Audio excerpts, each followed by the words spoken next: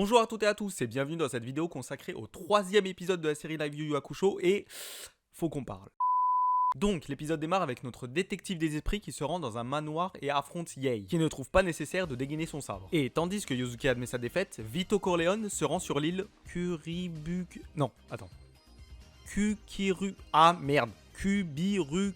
Chez Sakio et assiste à un combat opposant le jeune frère Toguro à un yokai. Toguro s'en débarrasse avec 30% de ses capacités, ce qui impressionne Vito et accepte que le champion monte la garde. Alors, chose que je n'avais pas soulignée dans ma vidéo précédente, c'est que dans le manga, il est impossible pour Vito de faire verser la moindre larme à la jeune fille, malgré tous ses efforts. C'est pourquoi il demande l'aide de Toguro, qui lui écorche le visage mais qui n'y parvient pas non plus. Par contre, on a pu voir dans cette adaptation qu'il n'en est rien et qu'une simple brûlure fait largement l'affaire. Du coup, encore une fois, en prenant tout ça en compte, on est d'accord que Vito aurait très bien pu s'en charger tout seul, sans l'aide de quiconque. Parce que là, à part lui faire exploser les boyaux, je vois pas ce que Toguro apporterait de plus à Vito. Si ce n'est faire le sale boulot à sa place. Mais là encore, Vito aurait pu filer ce job à l'un de ses sous-fifres. Mais bon, passons. Après s'être rendu compte de la disparition de la jeune fille qui a en fait été libérée par un des hommes de Vito, on fait la rencontre d'un hobbit, qui se trouve être le frère aîné Toguro, qui fait justement face au bienfaiteur de la jeune fille. Bon, par contre, j'en ai marre, je vais arrêter de l'appeler la jeune fille, du coup on va plutôt l'appeler Yukina. Parce qu'il se trouve que, par le plus grand des hasards, c'est son prénom dans le manga. Et tant pis si ça ne sera pas cité dans la série. Non, parce qu'au bout d'un moment,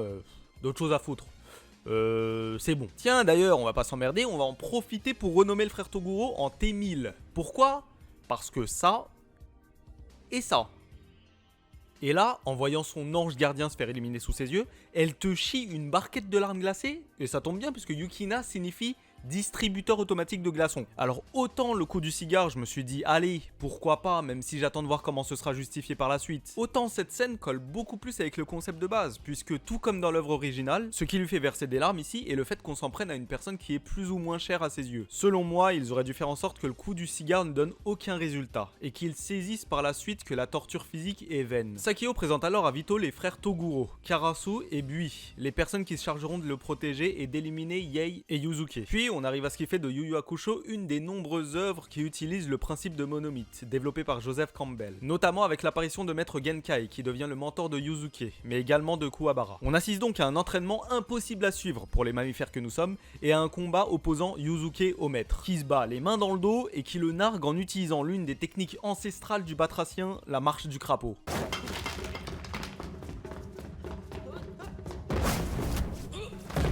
En visionnant cette partie de l'épisode, et même si c'est un passage qui reprend assez fidèlement le manga d'origine, j'ai vu une inspiration au film Le Maître Chinois, de par son entraînement rude et l'utilisation de noix, qui est probablement un clin d'œil. Donc, forcément, en plus d'attendre cette rencontre entre le maître et son élève, j'ai vraiment beaucoup apprécié ce qu'ils en ont fait. Sans compter l'interprétation de Genkai, qui, en plus de m'avoir semblé convaincante, m'a énormément rappelé l'expérience et la sagesse qu'on pouvait avoir chez le mendiant So.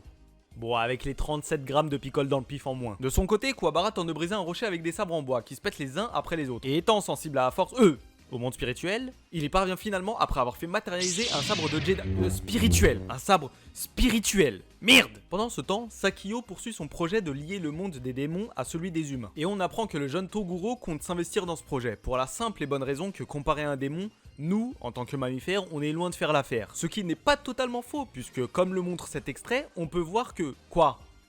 Qu'est-ce qu'il y a? C'est mon extrait qui te plaît pas, c'est ça? Non mais c'est bon, cet animé c'est pas du tout ce que tu crois. Enfin, si, mais... Bref, c'est pas la question. Je voulais simplement utiliser cet extrait pour illustrer le fait que face aux démons, les humains sont sous... Oh, et puis merde! Les jours passent, et l'entraînement de Yuzuke et Kuwabara touche à sa fin. Notre détective spirituel met donc en pratique ce qu'il a appris, et balance un ray gun dans le ciel, suffisamment puissant pour attirer l'attention du jeune Toguro, qui doutait encore jusqu'à présent du potentiel des humains. Et ouais mon con, ça te la coupe qu'elle ne me puisse faire ça, hein? Bon bah fais pas cette gueule, c'est une bonne nouvelle, non? Bah quoi? Qu'est-ce qu'il y a? Rassure-moi, t'es pas en train de te marier là? Bon allez, c'est bon, ça dégage. Casse-toi, fous-moi le camp. Yuzuke hérite ensuite de l'orbe de l'onde de Genkai.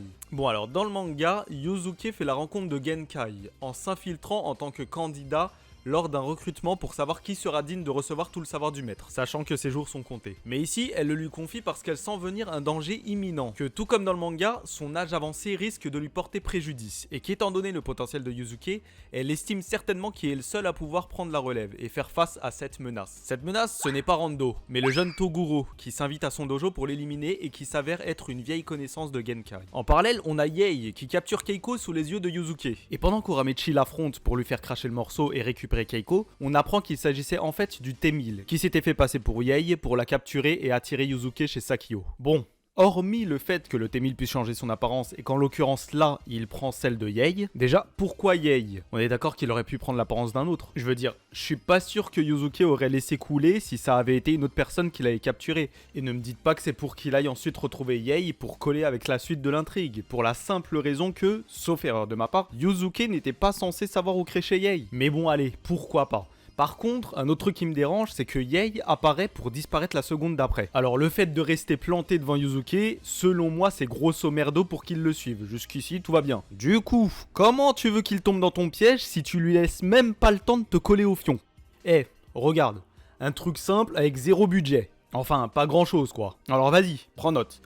Avant ton projet de kidnapping, tu prépares un post-it avec inscrit au préalable l'adresse de chez Sakio. L'île Cucurbita, c'est mes couilles, on s'en fout. Ensuite, tu laisses le post-it tomber au sol juste avant de te tirer et voilà. Yuzuke le ramasse, il prend le temps de se shampouiner et avec un peu de chance, il arrivera même en avance pour la fiesta. Et allez, dans la foulée, tu sais quoi? T'envoies la même carte d'invitation aux autres membres de Hachimura Mechi. Emballé, c'est pesé, dossier classé, affaire suivante. Et là, pour une raison qui m'échappe, Kurama sait précisément où sont retenus Keiko et Yukina. Et c'est accompagné de Yei et Yuzuke qu'il s'en va sauver les deux jeunes filles. Mais c'était sans compter Kuwabara qui sort de nulle part et s'invite à la fête pour, j'imagine, le grand final de la série. Alors, malgré la célèbre malédiction qui plane au-dessus des épisodes 3, j'ai bien apprécié celui-ci. Même s'il est vrai que contrairement aux épisodes précédents, j'ai trouvé des choses à redire, notamment sur la précipitation des événements, sûrement justifiée par le peu d'épisodes que propose la série. Mais on en reparlera lors de la dernière review. En tant que gros client en matière de films d'arts martiaux, j'ai bien aimé la partie entraînement de cet épisode, même si je n'aurais pas craché sur un développement plus approfondi dans la relation maître-élève. À ce propos, Netflix... Oh, Netflix, je te cause. Pose ses billets de banque et écoute-moi 2 secondes. Alors... T'as Yuzuke qui peut balancer des Raygun à l'aide de son énergie spirituelle. T'as le côté disciplinaire avec un maître qui enseigne à ses élèves. Et t'as la possibilité de faire un tournoi qui pourrait retourner Internet. Tu veux que je te dise qu'il y a d'autres qui pourraient retourner Internet ? Une adaptation live de Dragon Ball, mais oui! T'as le Raygun qui devient le Kamehameha, Yuzuke et Kuwabara. C'est plus ou moins Goku et Krillin qui sont entraînés non pas par Maître Gaikai, mais par Tortue Géniale! T'as même le tournoi des arts martiaux, putain! Je te l'ai mâché le travail ou pas? Attends, tu nous proposes même une version live d'Avatar le Maître de l'Air. Et me dis pas que t'as pas du Goku avec son Yoibo là! Sans parler des baraques en arrière-plan, très certainement construites elle aussi par la Capsule Corporation. Non, sérieusement, t'as toutes les bases en stock. Alors Netflix... Non. Mais non. Netflix, espèce de petit taquin, tu serais pas en train... Sans déconner, tu nous teases une adaptation live de Dragon Ball, c'est ça? Ok Netflix, n'en dis pas plus. T'as mon feu vert, vas-y, fonce. Bref, merci d'avoir regardé cette vidéo, n'hésitez pas à me dire en commentaire ce que vous avez pensé de cet épisode. Comme d'habitude, partagez, likez, et en attendant la prochaine review, je vous invite à vous rendre sur ma page Tipeee et découvrir tout plein d'exclus autour de mon manga The Last Fairy Allez, à très vite, ciao!